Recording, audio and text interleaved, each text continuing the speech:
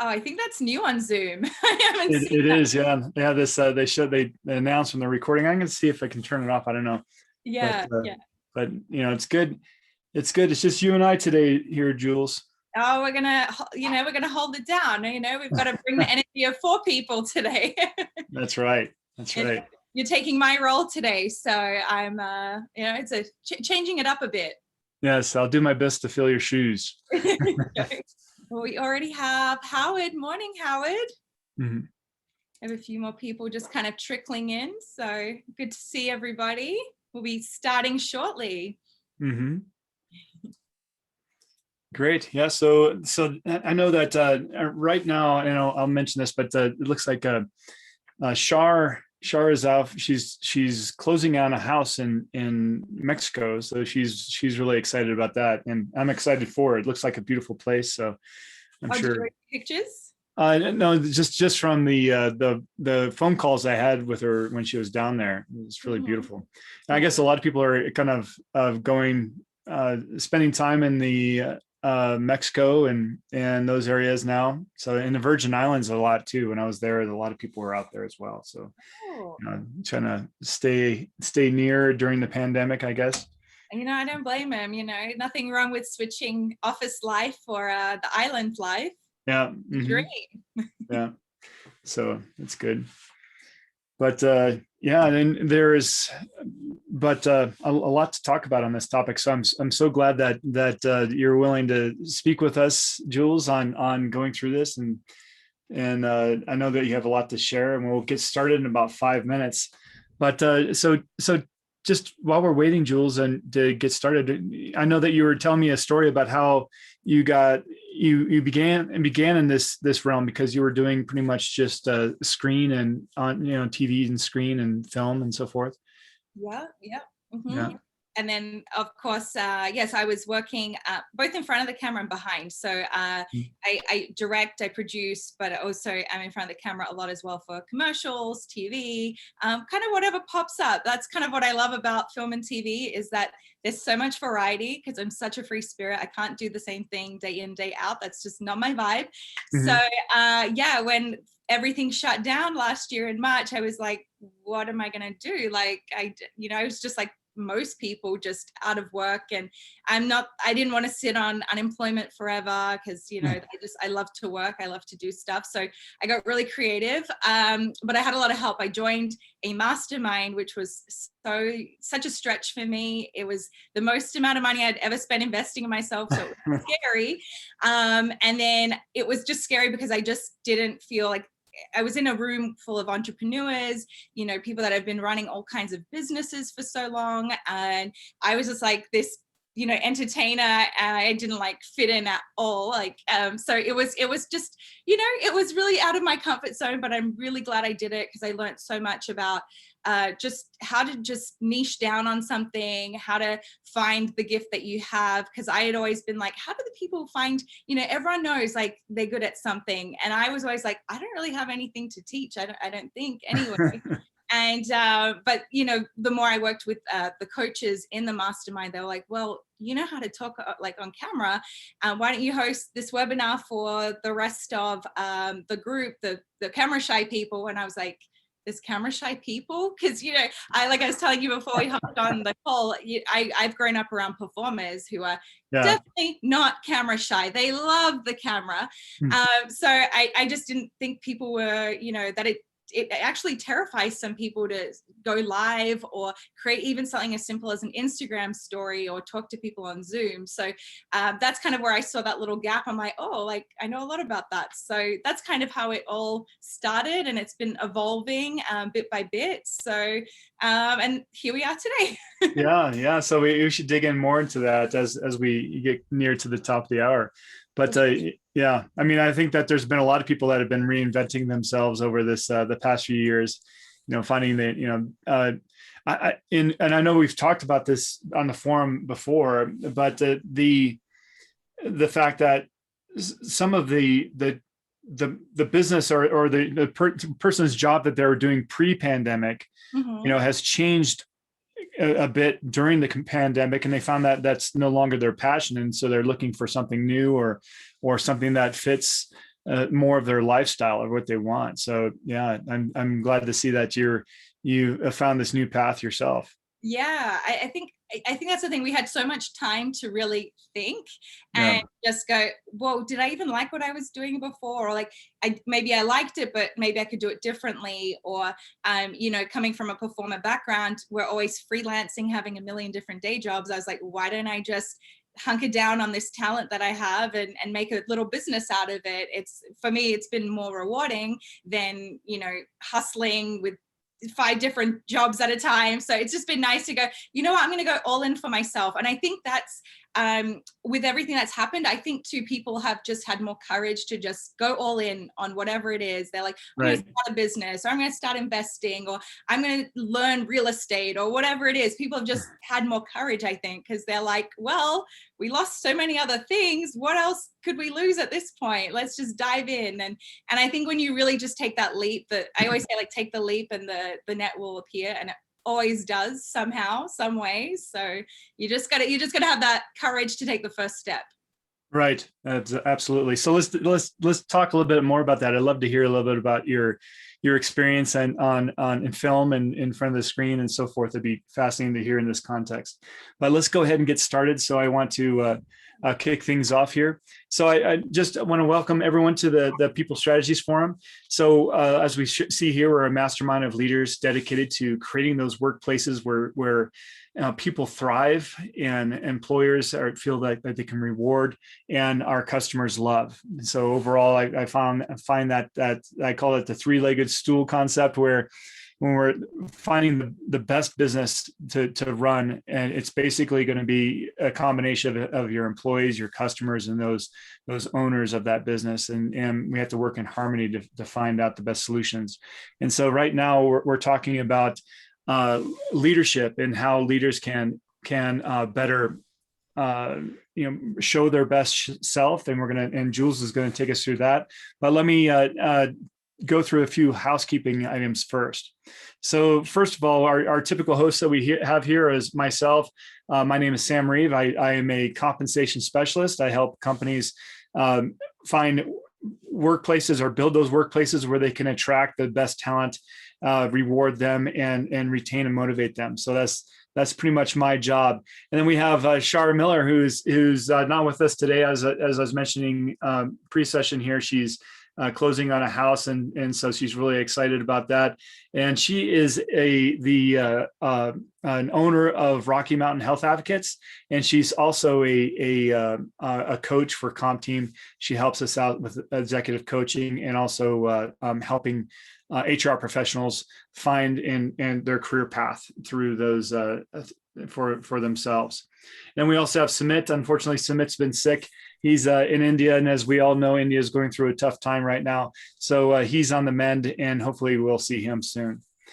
So a little bit about Jules here. So Julie. So Jules is a on-camera coach and also speaker. She's been in front and behind the screens, I guess, is in a production. She's got 15 years of film experience, and she's worked with a lot of great companies. She's appeared on Netflix, Telemundo, and Oxygen, and so forth. She's a producer, very talented, and we've had her here on the Rewards Mastermind, the People Strategy Forum for quite some time, and helping us with bring up our game and make things much more interesting. And she's been a great coach for all of us. And I'm glad to have her on the team. So Jules, tell us, well, actually we're going to talk about showing our best selves, improving that on-screen presence for leaders.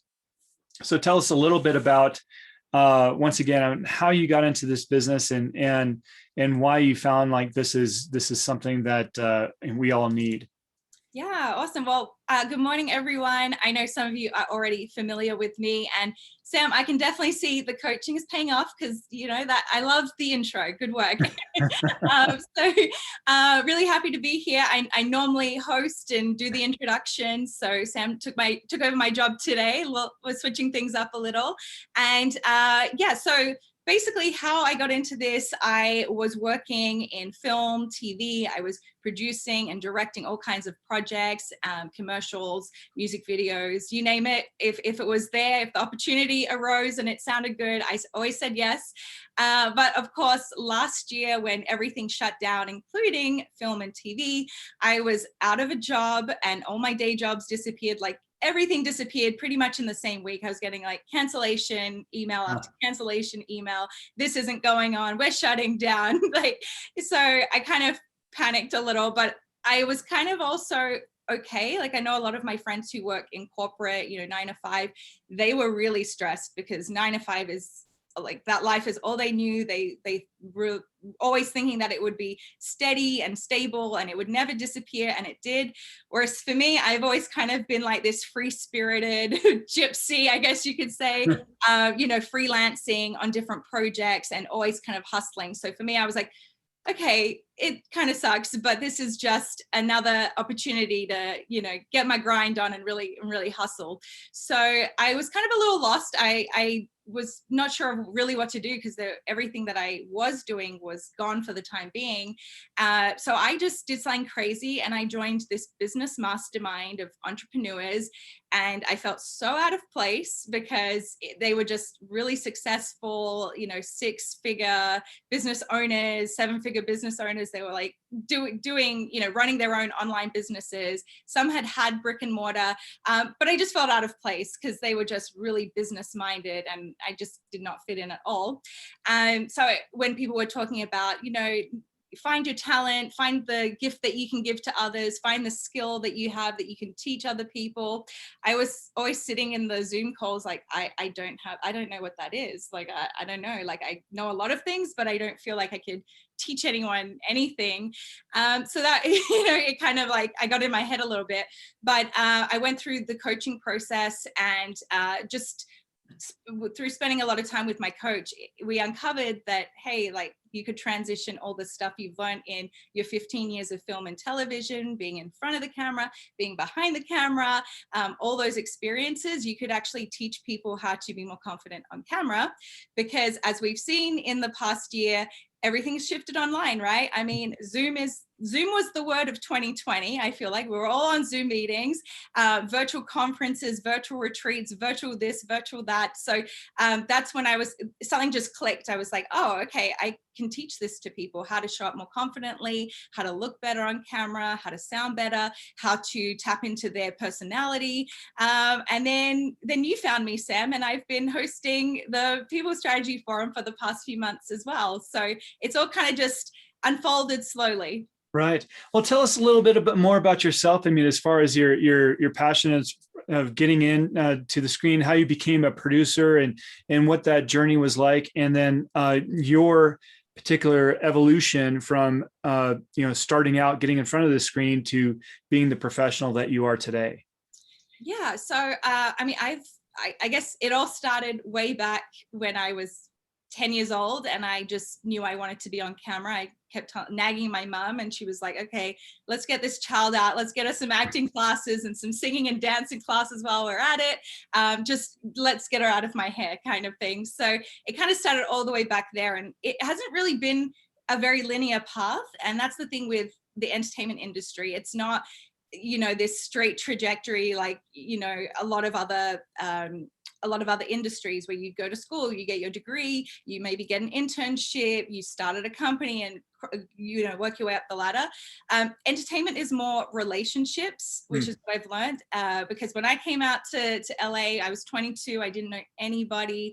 So I was kind of starting from scratch. Basically, a lot of the things I had learned and done in Australia didn't really count as much out here. It's kind of like starting over. So yeah, pretty much any opportunity that came up, I'm a yes girl. If it sounds good, I would just put my hand up, go for it, meet people on set, talk to them. And the thing, being in Los Angeles, it is known as very superficial and fake, and a lot of people just try to talk to you to see what they can get out of you. So, you do encounter a lot of that. And if people realize that, you can't get them to where they want to go, they stop talking to you. But I never let that deter me. I was like, look, I'm genuine. I like love people. I love to meet new people. I love new opportunities. And so I just kept saying yes to things and meeting people, connecting with them on set. And then, you know, we'd exchange contact information. And then if a project, and actually it just always kind of happens when something else comes up later down the road, you're usually the first person they call. So if you know, you want to always stay at the front of people's minds. So that kind of helped me get along.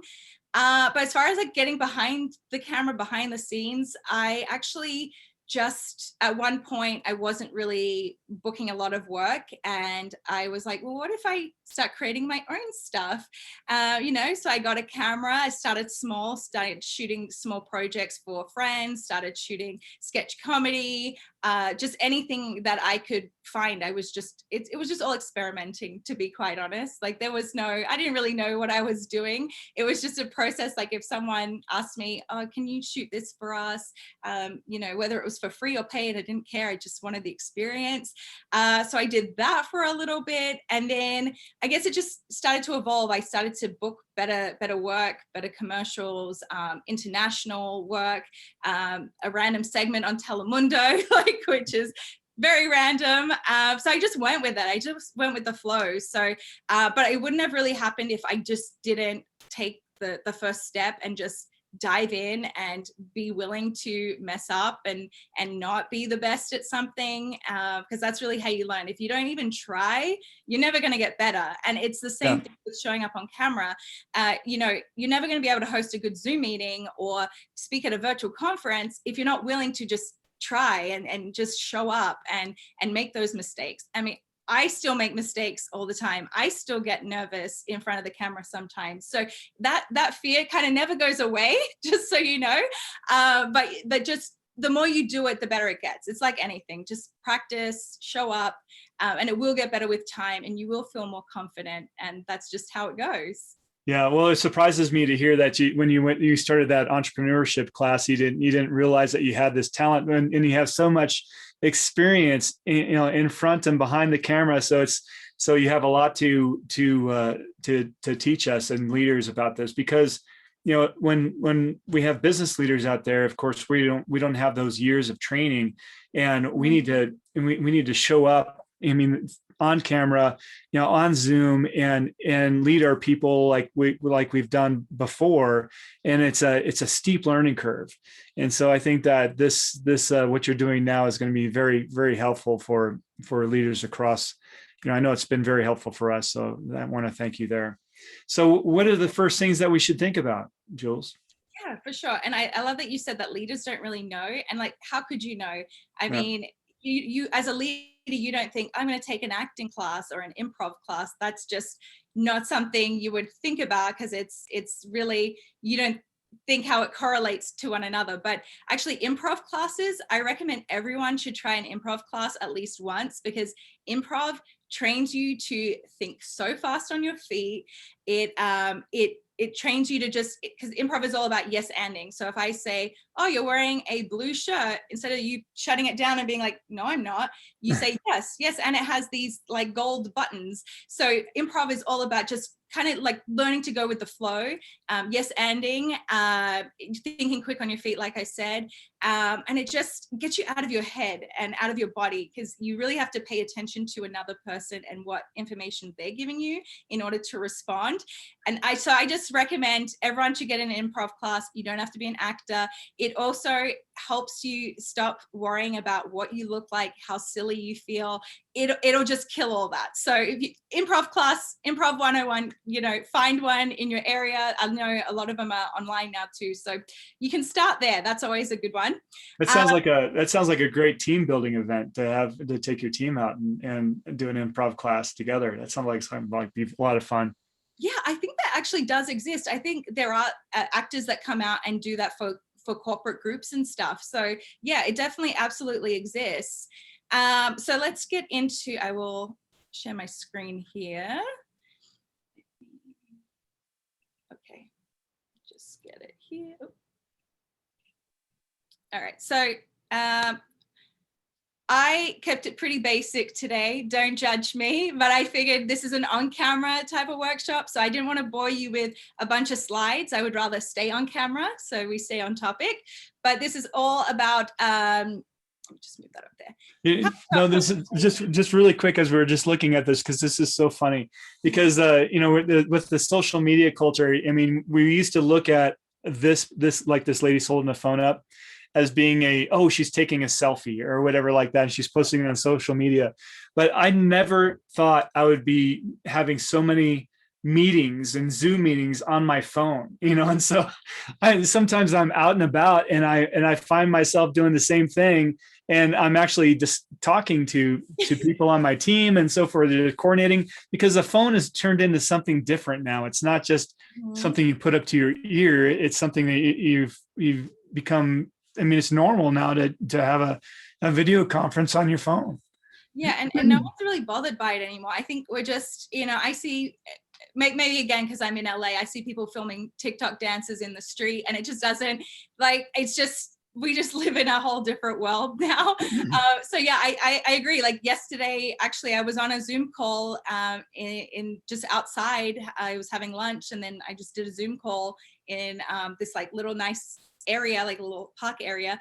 And yeah, it's just wherever you can, you know, if you got to show up for that meeting, you make it happen. And also, by the way, everything that I'm teaching today can be applied to any type of on camera or video. So if you have to, you know, lead a team on Zoom, if you have to speak to 500 people at a virtual conference, any type of, if you're creating Instagram stories for your company, whatever it is, all these things can be applied to all of that. So it's not just, this isn't just specific to one thing.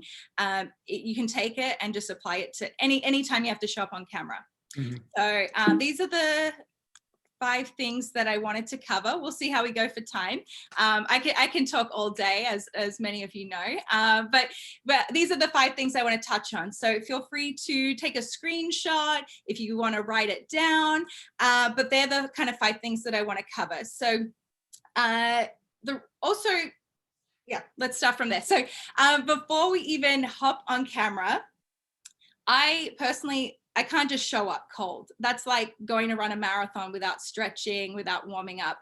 So I always like to do a pre-camera ritual. That's what I call it. If you want to call it preparation, routine, whatever works for you. And that can include whatever you want it to include. So whatever you need to get in the zone, get focused, get your energy up, make a list of those things. And then schedule out the time before you even have to show up on camera. Because I always think that being on camera, you're always serving and giving value in some type of way. And you can't really serve and give fully to people if you don't fill up your cup first. So by taking this time to really, you know, get that routine going, you're going to be showing up fully, you're going to have energy, you're going to be emanating a different vibe, rather than if you just rolled out of bed and showed up. So what can you include in a pre-camera ritual? It could be anything from, you know, meditation and breath work, which I love to do because, you know, I talk so fast. So sometimes I have to just take time to breathe, and it helps me slow down a little. Movement is great because it just elevates your physical and mental state really quickly. You know, even something as simple as coffee. Some of us, you know, we need that caffeination in the morning. So if you need to grab some coffee, if you like to take a walk in nature, whatever it is for you, do that, because again, this is kind of like doing the inner work, you know. So by having that ritual, you're going to be showing up a whole different way. Okay. So one thing I'd just like to ask for our listeners out there, if you have some pre-camera rituals that you do, I mean, I'd love to hear it in the chat. I mean, what I notice that I do is I go out on my deck, and here when I'm working at home anyway, I go out on my deck and just kind of wander and take in nature for a bit, and that seems to clear things up. But just I was just surprised to hear that you said walking and just moving around a bit before that meeting. That really helps me bring things together. And I start thinking in my mind about, okay, what do we need to go through? What are the key things?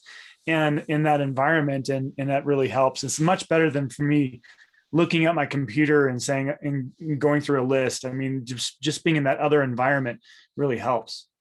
Yeah, and I mean, there's nothing better than nature. I mean, nature's the best medicine for everything. It just gets you focused. You're not distracted by technology or your kids or the dog or like anything. It puts you in that, having that solitude before going on camera. You'll see it just makes a huge difference.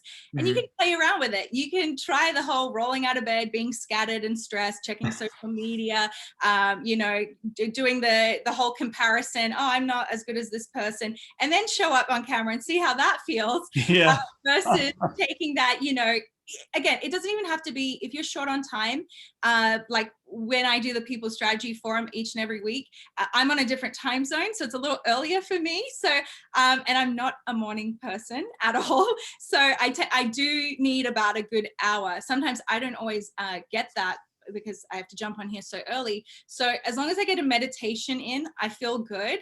And I will sometimes blast music but yeah, meditation is always my thing, because I just feel like it's that time for me to just breathe, just do a visualization, how things are going to go, how I'm going to show up today. And then, I don't know, you can let me know how it works for you. But for me, always meditation. I love to get a workout in. So, just get if it's like a heavy lifting session, a cardio session, movement is so important. I mean, think about Tony Robbins. Every time that man has any type of event, how do they start? They blast the music so loud. They are running in, they're high-fiving, he's getting everyone like pumped up, right? Because he knows that movement, it gets that nervous energy out.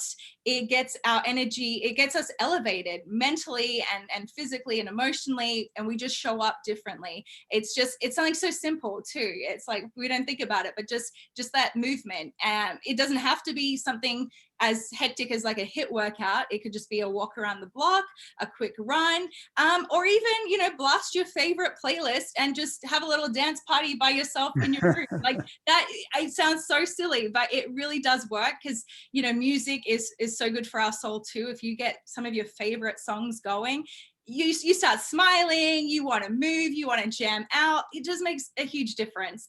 So movement, meditation, coffee is a big thing for me. I need my coffee. I always make my boyfriend bring me a big cup, my big mug, because I just feel a bit more wired when I have some. Other things that I do, I also I also just go over my talking points. So when I, have to hop on, I don't like to just not go in a little rehearsed. I like to just go over, okay, these are like the 5 things I'm going to talk about today. And I'll like go over the order a little bit. So at least I'm going in a little more prepared and not kind of stammering over, oh, what was the 3rd thing? So just having that little bit of prep and talking over things. Sometimes I'll talk it out loud as well, because, it's one thing to think about it in your mind, but it's another thing to actually speak it out loud, see how it sounds. So they're the main things that I do, and it takes me about an hour and a half. So it's a bit of prep, but it's always worth it. Yeah. Another thing I've noticed is that if I'm going into a big meeting, if I'm going to be talking to a board or something like that, and I want to make sure that I'm doing my best, I often find that if I'm talking with a colleague, that a trusted colleague that I feel comfortable with, and I can go through the material and get some feedback and feel that, and just feel that uplifting energy, and try to I know that they're going to be supporting and so forth, and really go through and lift the spirits. I mean, that's something I find that's where I'm going to really help with that piece, or perform my best. Now I have one of our questions that we have from our audience is what meditation app do you use? Do you use an app when you meditate? Oh, of course I do. I love Insight Timer. Let me just write it in the chat here. It's a free app, and what I love about it is you can actually filter if you want a guided meditation, how the length. So if you're short on time, you can only do a 5-minute. They have a list of 5-minute to under 5-minute meditation. So you can set the amount of time. If you want a voice, if you want just music, what kind of meditation you want to put in, or you can just listen to relaxing music. So I like it because, again, I like variety, and Insight Timer has a bit of everything. And Elaine uses Insight Timer too. It's so great. And it's a free app. I know some people use Headspace. I tried it. I didn't really love it. Insight Timer all the way for me. And then even YouTube has some really great ones. The thing with that though, you want to make sure that it doesn't have a bunch of ads, because there is nothing more jarring than when you're like in your state of zen and then an ad comes on like, want to know what you can do for your website? And like all that hard work just went to waste. And you're just like, oh my gosh, it scared me. So yeah, that's the one I love, because there's no ads. I'm gonna have to try that one. I've been using the Headspace, and so I'll have to try that Insight Timer as well. That sounds good. Yeah, someone introduced it to me about a year and a half ago, and I'm just addicted. And you can actually keep tally of, it tells you, it like checks off every day that you do it. So you can track your meditations as well and know whether or not you're showing up for your meditation consistently. So yeah, that's a really good one. And going back to what you were saying, Sam, about how you like to get with a colleague and go over materials, things like that. Just so everyone knows, that's actually what we do with the forum too. We hop in all together before anyone is showing up, before we go live, and we go over it. It's kind of like a warm up almost. We talk, we see how everyone is, we kind of get that energy going. We get our guest speaker in and we make them feel really welcome, because maybe they're a little scared to come talk to people they don't know.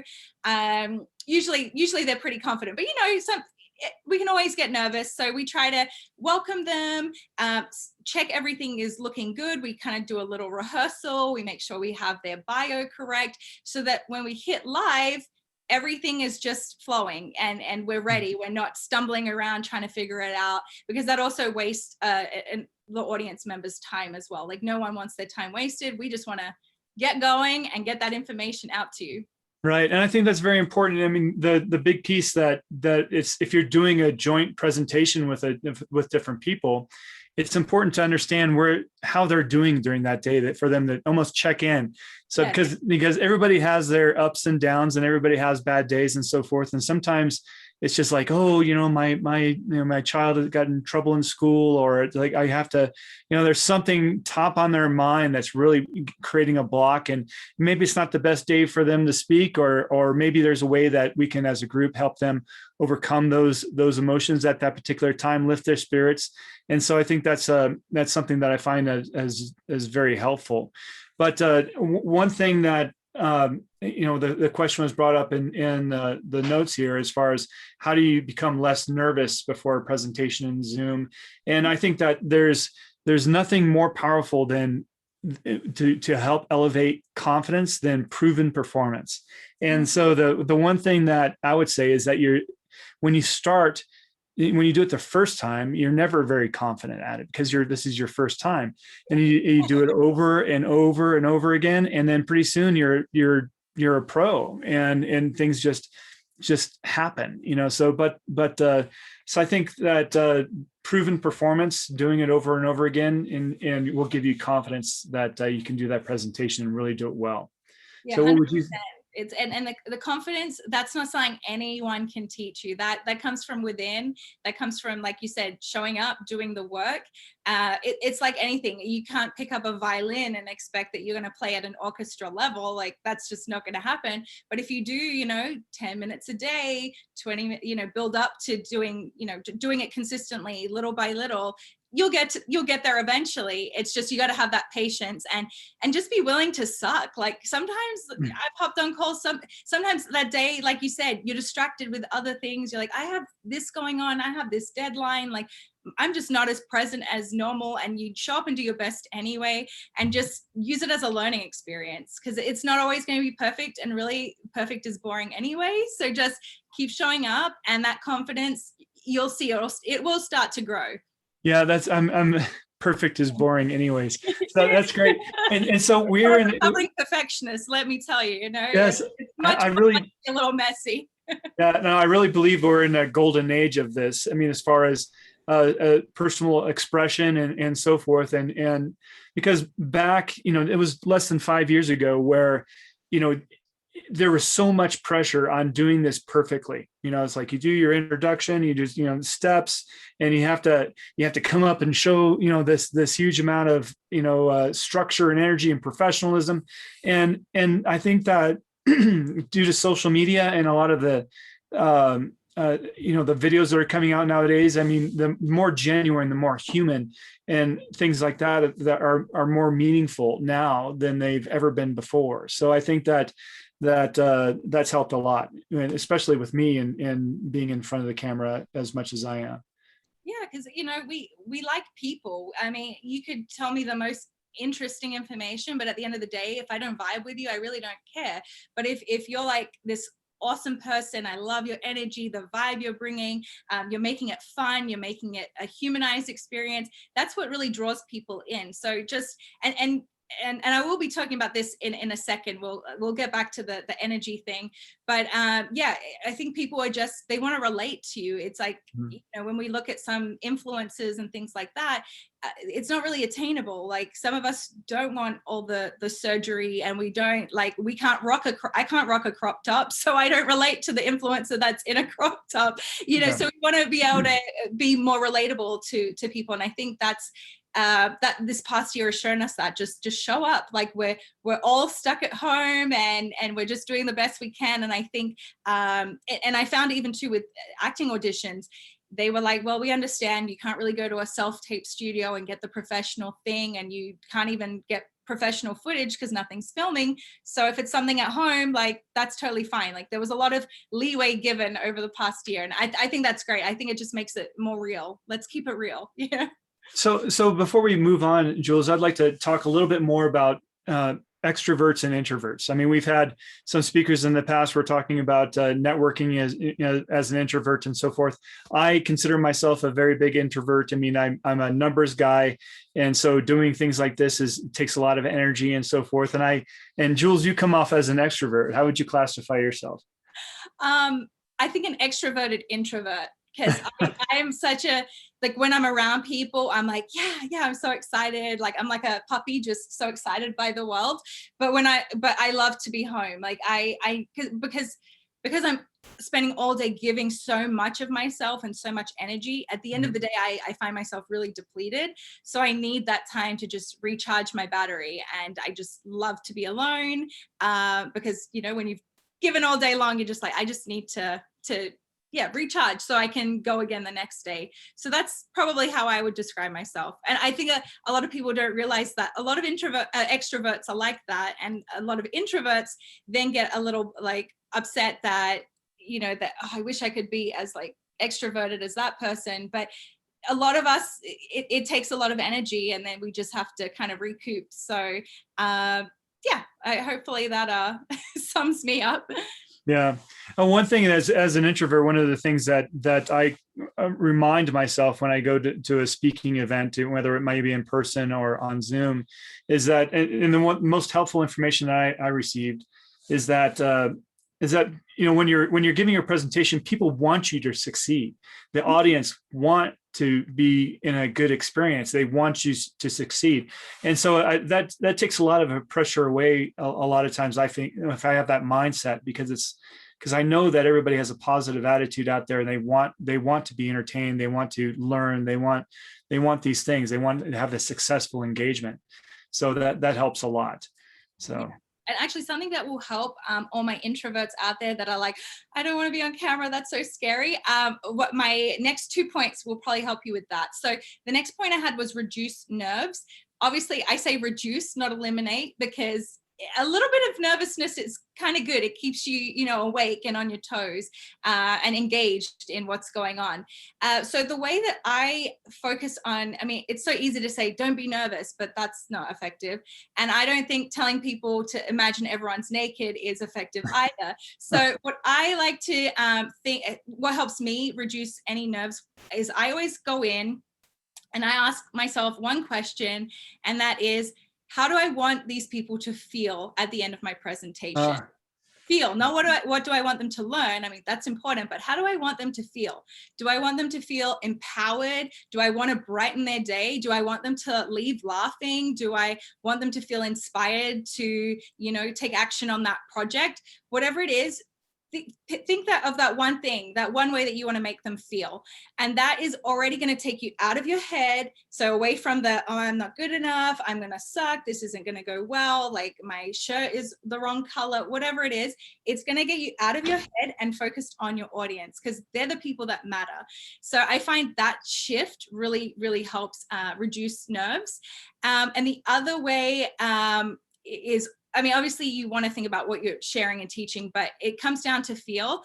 And then my third point was actually talking about energy. We've kind of covered that a little, and energy is everything. And I'm going to say that again because it's so, so important. Energy is everything.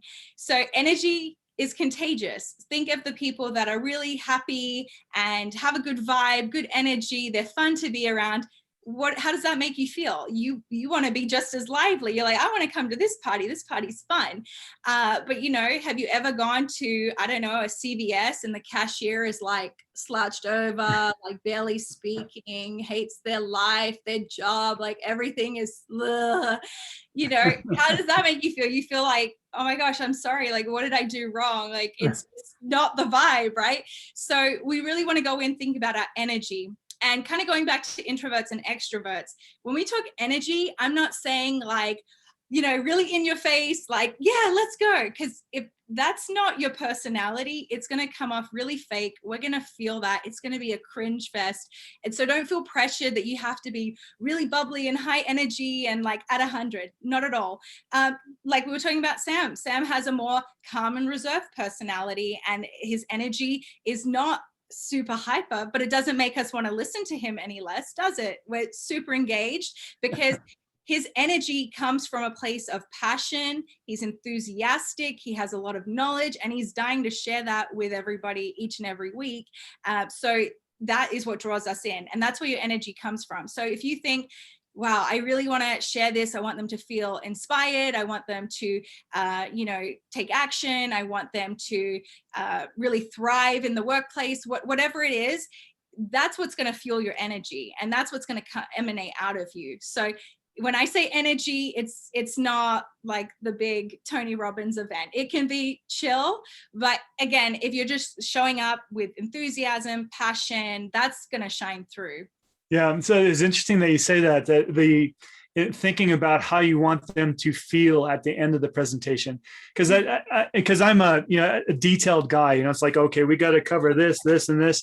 You know, so that has been told to me by Colleen Stanley. She was our sales speaker before, and so forth, about focusing more about the feeling of how you want them to leave the room, after the discussion. But I'm like, well, the comp plan, we need to cover these things. Yeah. We need to tell them about X, Y, and Z and go through these details. And it's like, no. We just need to make sure that after this, they have a basic understanding, and they go out of the room engaged and motivated, and they can always come back and ask questions, or they can refer to materials. And it's like, you don't need to go through every single step by step, right? So I'm glad to hear you say that. Yeah, no, definitely. And that's actually really good to have a structure. Absolutely. You don't want to go in being like, I'm just going to wing it. And, I mean, if you're at that point in your life and career where you can just shoot off for 30 minutes and great, like I'm jealous, like that's awesome. But it's absolutely great to have that structure, because obviously you want them to walk away with value as well. You don't want them to be like, I don't even know, like I didn't learn any, I don't know what happened there. She was just really fun and like, I feel good, but what did they talk about in there? I have no idea. Exactly. So having like a good combination of both, but I think real like feeling, because I mean, think like, why do you go to the movies? Why do you listen to certain songs? They make you feel a type of way. Some songs and movies make us cry as we can relate to that person dying, or not to get morbid, but like, we want to feel like a love story. Like we want to feel. We're human. We're designed to feel. We're not robots. So just humanizing the whole experience as well for people, I think will really help.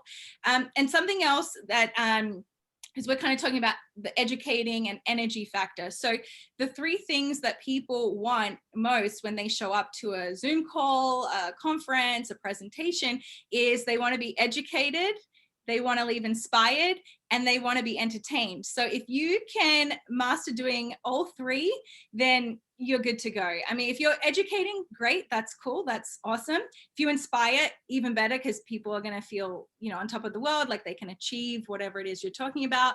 But if you throw in the entertainment factor, they're going to have fun with it. You know, if you think of like any insurance commercial, Geico, State Farm, I'm sure some of you are thinking, oh yeah, I've seen the commercials.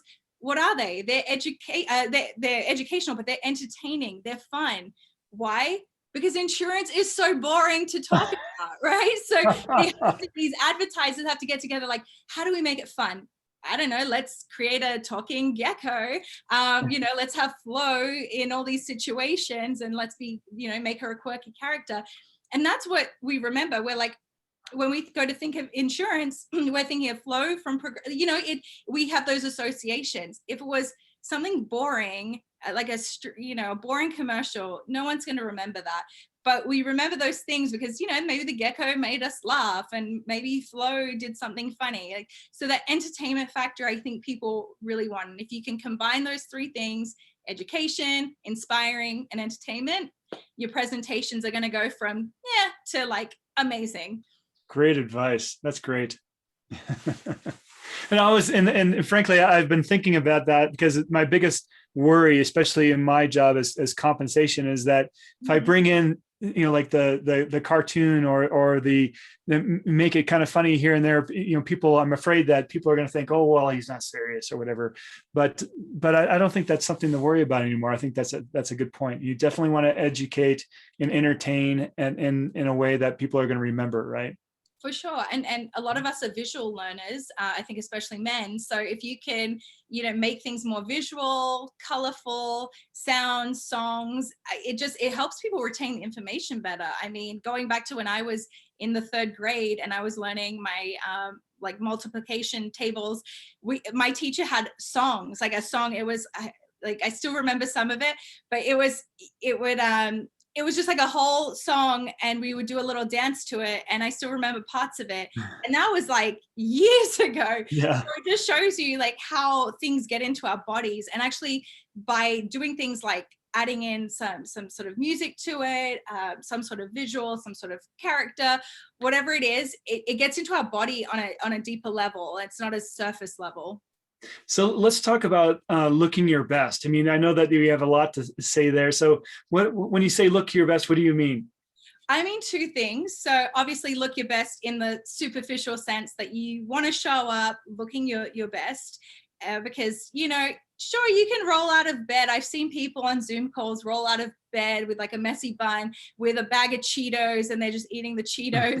But, you know, when I see people like that, I always think, well, would I want to work with people like that? Because if that's how they show up to a Zoom call, which is, you know, like, we do want to keep that element of professionalism. I mean, if how they do that thing is probably how they're going to apply that, how they're going to do everything in life, right? So I would recommend, you don't have to be, you know, slapping on eyelashes and hair extensions and makeup and, you know, wearing a tux, fellas, nothing like that. But you do want to show up in something that makes you feel good, because psychologically, if you wear something that makes you feel empowered and confident, again, that's just a little psychological trick that's going to help emanate that energy that we were just talking about. So if you can find, you know, if it's a shirt that you love to wear, a cologne you love to spray, or a perfume, that always helps. I like to spray a bit of perfume before I come on. I don't know why, it does something for me. And I love having like I call it my power turtleneck. It's a black turtleneck that sometimes I wear on the forum. And when I wear that, I don't know what it does. It just changes my personality. It's like an alter ego. I'm more confident. So if you, I'm sure you all have something in your closet that makes you feel that way, makes you show up more confidently. So yeah, just appearance, just make sure that that's looking professional, you know, shave, brush your hair, look your very best. Yeah, and I think that's super important because I don't know how many times nowadays I get on a Zoom call and it can be with an executive, a CEO, CFO, and they're like lounging back in their ball cap and whatever.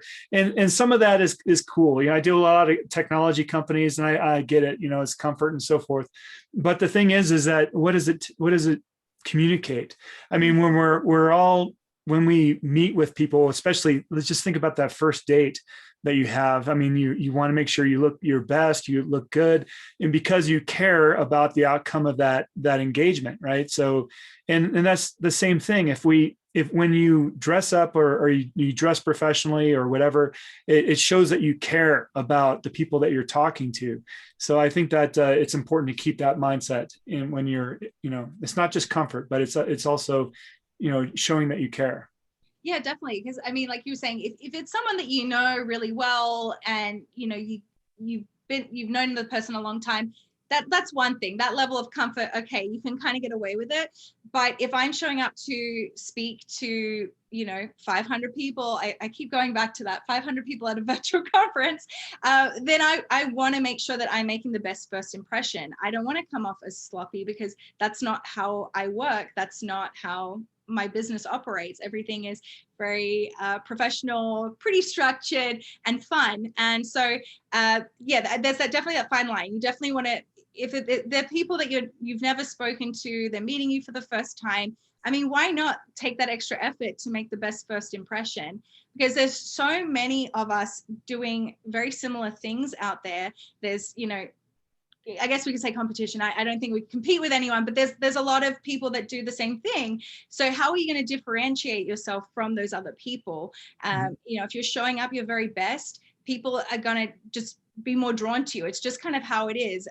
It's just, that's just how humans are designed. We're just more drawn to people. When you see someone in the street and they're rocking a cool outfit, like we turn around, right? So versus if you're just in sweats and flip-flops with the socks, it's less, you're not really going to turn around. So right. It's something that's so easy to do. Like, you don't have to, you can have business on top, party on bottom. I always do. No one has to know, right? But just by showing up in that little screen, it can go a long way. But the other side of looking your best is not just physical appearance, but it's also just how you show up on the screen. So that's really important as well. So we'll talk a little bit about framing, because a lot of times, I don't know why I'm still seeing it on Zoom calls. Sometimes people are really close to the camera, like really close. They're really low and Yeah, exactly. There's all sorts. You're just like, what is going on? So think of it in a real life situation. Would you be that close to somebody? Especially now, definitely not. But just in general, do you want to be up in people's faces? Because that's how it feels like when you're so close to the camera. So back it up a little. And how I like to say how the best type of framing is kind of what you're seeing with Sam now. It's the bottom of the screen is just about chest level, and then we leave like a little bit, about an inch or two of room above our heads, and then you want about even space on either side, and that's going to be really good framing. It feels comfortable, no one's freaking out that you're too close, and you're also not too far back where we can't really see your facial expressions, and we can also struggle to hear you as well. So by having that framing in mind, that's really going to help. Another thing that is going to take your on-camera game up to the next level is good lighting, because so many times, I'm sure we've all seen it, someone is sitting in front of a window, and that's never good. What you want to do is face the window. So if you have a big window in your house, just sit in front of that window, let the natural light hit. That's actually what I'm using right now, because I have a big sliding door, so I love when the sun hits. Because if you sit in front of the window, it's going to create shadows on your face, and it can, we can't see you properly. It actually can make you look older, because you start to get all the different shadows. So, we want to look as best as we can, sit in front of that light. And if you don't have good natural light in your office, in your house, wherever you are, you can just get a box light from Amazon. They're like $30 to $50, and just set that up in front of your computer or phone, or a ring light. Ring lights, I think they're selling like hotcakes It's on Amazon right now. So ring light is also a good alternative as well. So what about those other things, such as, I mean, right now I'm using this virtual background. I mean, Zoom has the ability to do and the face tune up and these different things. What do you think about those elements? Yeah, so background's really important because no one wants to see your pile of laundry in the background, because that goes back to that looking your best, right? We want to be putting our best foot forward. So you don't have to go, obviously a background's really important, whether it is something like Sam's using the virtual background or, oh, there we go. Look at you giving me. Oh, look at that, huh? So this is the standard one we see, or the ones that Northern Lights. There you go. Yes. So yeah, definitely. It can be, the main thing with a background, it doesn't matter if it's a virtual, if it's a backdrop, if it's your home office, if it's a plain wall, you just want it to not be a distraction. So what I like to do is actually hop on before every Zoom call or before I get on camera, and I just take a look inside my little box and I see what is behind me. So I check, oh, is this water bottle sitting there? Is that going to be in the way? Is that poster distracting? Is this going to be, are there too many books on my bookshelf? Whatever it is. I like to keep it pretty plain. I'm kind of boring like that. I just like to keep it pretty simple. It doesn't have to be anything too crazy. You just want to make sure that there's no distractions, because you want people paying attention to what you're saying and what you're delivering versus, oh, what books does he read? Like, what's on his shelf, or what's that in the back? Or, oh, you just want to keep it distraction free, and so that they can focus on you more. So yeah, virtual background is fine. A plain color wall. Some of the better colors, blue is a really nice color. It works for every skin tone. It just makes people really pop. Things like gray, it can work. It can kind of, if you're a little lighter skin like me, it can tend to wash you out a little bit. But if you have darker skin, gray is really good too. But blue is just that color. Like, that works for everybody. And yeah, so that's a background. Other things, I would also say the angle at which your camera is at is really important too, because we want to do our best to flatter ourselves and look our best, right? So a lot of times, if you have this framing that we were just talking about, you should be good. Ensuring that your camera is level with your eyes. So when you are looking at that camera, it looks like I'm talking right at you. But a lot of times people kind of, I'll just use my phone as an example. They have it down here. So if your phone is like down here and you're talking, we're seeing up your nose, everything gets wider. And, it creates extra chins that you don't have. It's just not the most flattering angle. So if you can have your camera at eye level, that's going to be great. If you are on your phone, I always say go a little above, like we saw in that earlier picture in my slides, a little higher than eye level, because what that does is the camera then, it creates a more slimming appearance. So it hides any chins, it slims your face, and it's just a really flattering angle. So angles, very important as well. That's great. Now that I know we're coming towards the top of the hour. So the last point you mentioned is conversational. Mm-hmm. So mm-hmm. Yeah. So the last thing, I think we've kind of covered it kind of throughout, but again, no one wants to be sitting there listening to a really rigid, monotonous presentation with no energy. I'm just reading off of a slide here, which you could have done on your own. No one wants that. No one's going to be engaged with that. They're going to shut off real quick. So just remembering to just keep it conversational, humanizing the whole experience, acting like you're talking to your best friend. It's relaxed. It's not, well, this is what we are going to learn. It's not rigid and stiff. Think about when you talk with family members, friends, it's casual, it's a conversation with some educational factors, some entertainment factors thrown in. But at the end of the day, people are going to relate more. They're going to listen better if it is kept conversational. Yeah, and that's one thing that I find is super important, and then we can learn from other cultures. I mean, like that, for instance, the American style is more about facts, especially with those sales presentations that you hear a lot. It's like, oh, we get our platform's the best. We have X, Y, and Z, but in in countries like Japan, it's more relationship. It's not just about the product, it's about the people behind the scenes and so forth.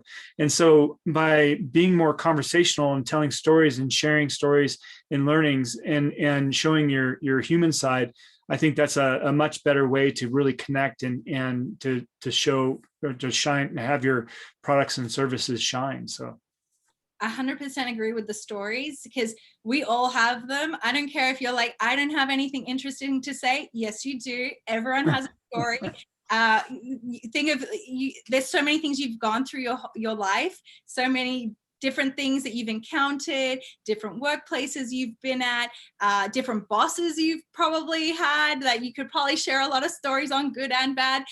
So everyone has stories. We are all human. We've all gone through things. So stories, people definitely relate to stories. It just makes it makes a presentation just more interesting. And with stories, we get to know you as a person. So we can figure out, do I want to come back for that next session that they're going to have? Do I want to follow them on Instagram? Is their content something I even want to see? So having those stories in your back pocket really helps. I do a whole thing on stories, so that's a whole separate combo, but pretty much if you go and write down everything in your life that stands out to you, that's helped you transition into something, that stands out to you, that helped you made a transformation, they're all stories you can pull from. And we love that, because we're all kind of nosy at the end of the day. We all want to know about people's lives and how they got to where they're at. So the more you can share that, the more people will be engaged with you, for sure. I think that's totally important. I mean, it helps to find your personal brand. Everybody should have their own story or their narrative that they talk about themselves and how they've come to be and why they have the passions that they have and so forth. I think that's super important. But I know we're just about at the top of the hours here, Jules. So if anybody has any questions that they would like to ask Jules, please put them in the chat box. I'm also going to release this this poll in case if you want to sign up for some time, if you'd like to have some personal coaching from Jules on how you show up on camera and during those meetings. Feel free to set up some time. And also, I want to call out our sponsor. Like, it's always important to not forget about our sponsors and who brings us here. The TMA method. So the TMA method is a great way for you to get to know your people. Whether it may be a new hire or a person on your team, and to help them coach and develop their passions and see where they best fit. If you would like to sign up for a free TMA assessment to see how that works, it's basically a questionnaire that goes out to you, and you complete that, and it will tell you about your work style and the preferences and what really drives you as an individual. And as a manager or a recruiter or leader, you can use that information as part of a dialogue with that person to get to know them better, to understand how they tick and what they really want out of their work life. Also, what I would like to do is introduce our next speaker for next week. We have Jonas Altman, and Jonas is he is a author and consultant and executive coach on the shape of work, and he's written the book Shapers. We've had him on the forum I think last year.